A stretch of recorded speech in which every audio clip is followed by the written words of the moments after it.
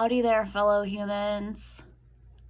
Kay Almond here, and I am facilitating Ecstatic Awakening dance classes on Zoom, and the next one is on Monday, November 7th at 7 p.m. Central Time.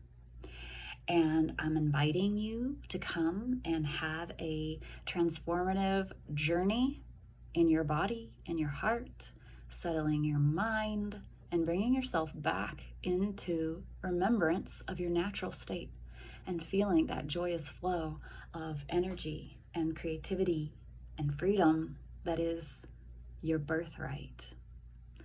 We're really out of practice in feeling the vibrancy and joy and freedom and creativity of our true nature, and that is why I am here and facilitating this really amazing method of transformation.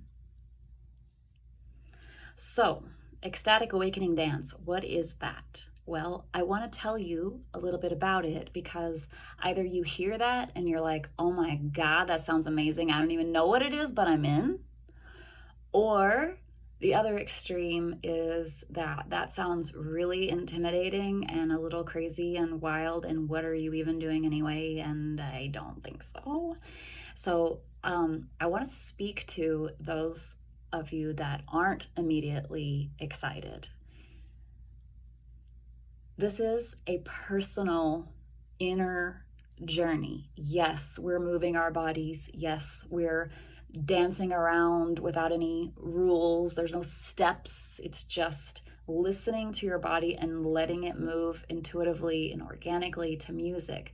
But though we are participating in a collective journey, in a group journey online via Zoom, it's an individual journey, and you have your eyes closed or gazing downward towards the floor in case you need to see what you're doing so you don't fall.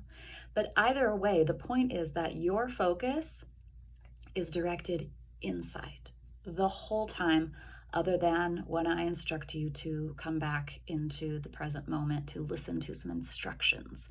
But other than that, you are on your own, in your own, while being supported by me and the collective energy of the group. So just to calm any fears about being seen in a way that you're not ready for is an internal journey. Nobody's going to be watching you. You're not going to be watching anybody else. We're doing this together while being by ourselves and having a unique and individual experience. Okay, let's talk about the structure.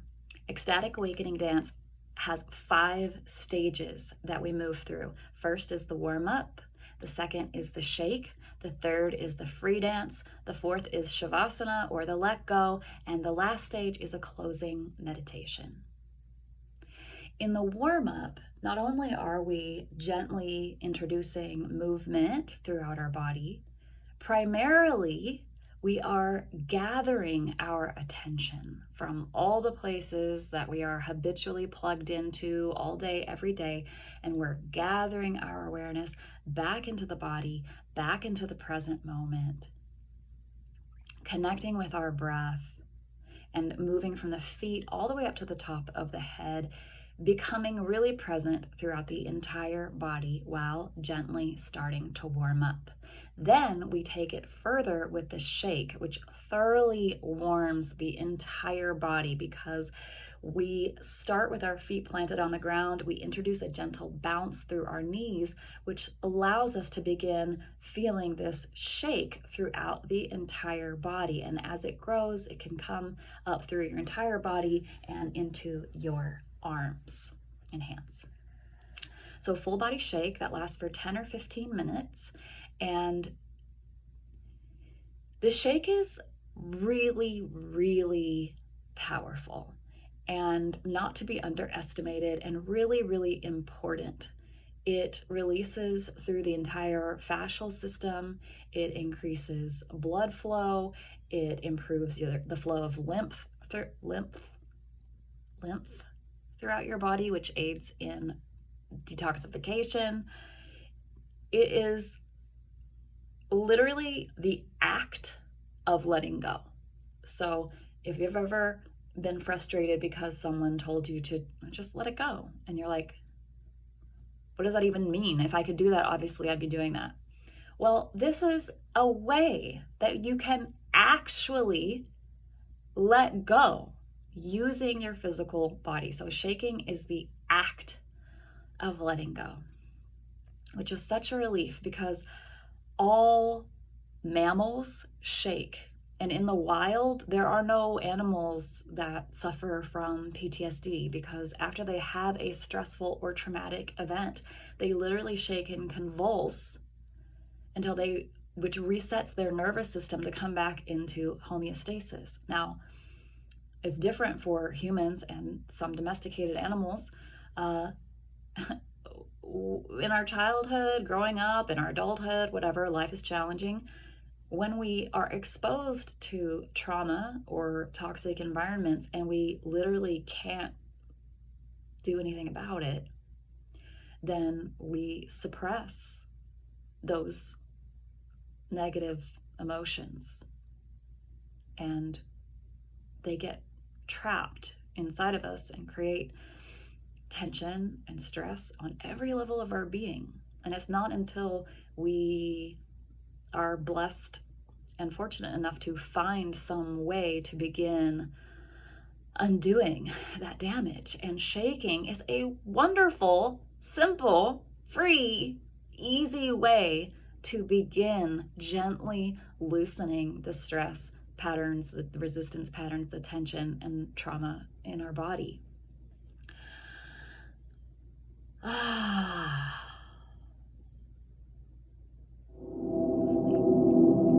Okay, the next stage that we move into is the free dance, and that's just what it sounds like. I play some really awesome music, and you listen to your body, and you just let yourself start to move organically in whatever way feels good to you. And again, as I mentioned earlier, no one is watching. Where our gaze is directed inside with our eyes closed or looking at the ground, we're not focused on each other. So it's not about how it looks. It's only about how it feels. And this is just you coming into intimacy and communion with your own body and listening to how it wants to move, how it needs to move, to let go, to stretch, to feel better, whatever it needs, we let the body do in the free dance.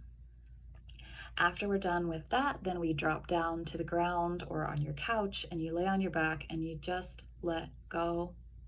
And we stay there and relax and receive for several minutes. And then we come into seated and do a final closing meditation together.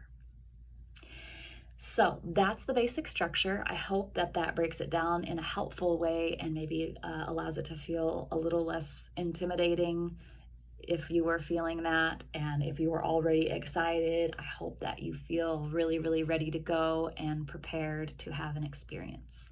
So what might you need? Handy, you'll need some water.